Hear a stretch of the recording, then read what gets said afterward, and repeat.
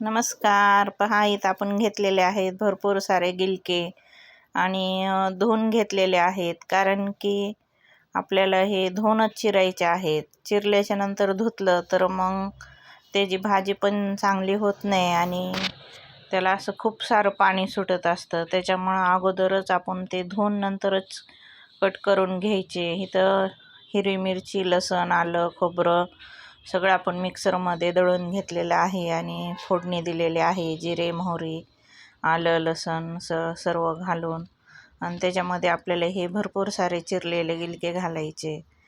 तर हे जी भाजी एकदम छान अशी ग्रेव्हीदार होते आणि खायला पण एकदम टेस्टी लागते.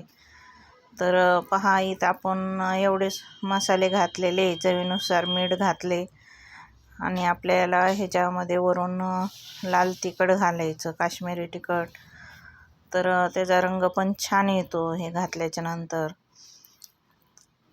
पहा, आपल्याला हे सर्व मस्त हलवून घ्यायचं आहे. धना पावडर घातलेली आहे आणि पहा किती छान आपली भाजीला रंग पण आलेला आहे. तर आपल्याला ह्याला झाकून ठेवायचं.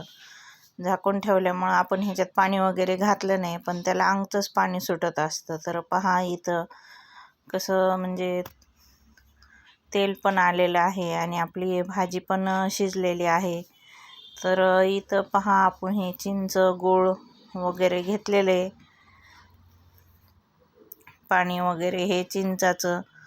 तर इथं आपण बनवत आहोत हे पहा, चाट मसाला वगैरे आपण बनवून घेतलेला आहे. तर आपण इथं पाणीपुरी वगैरे बनवत आहोत. हे पाणीपुरीचं पुड्या आणल्या आहेत आणि इथं पाणीपुरी हे पहा, इथं आपण हे तळून वगैरे घेतलेले आहेत. मुलांसाठी हे घरचे घरी आपण पाणीपुरी बनवलेली आहे. बाहेर किती पाणीपुरी भेटते, त्याच्यात काय पोट भरत नाही, काय नाही. त्याच्यामुळं ही आपली ही घरचे घरी पाणीपुरी बनवलेली आहे खायला. तर तुम्ही पण नक्की या पाणीपुरी खाण्यासाठी.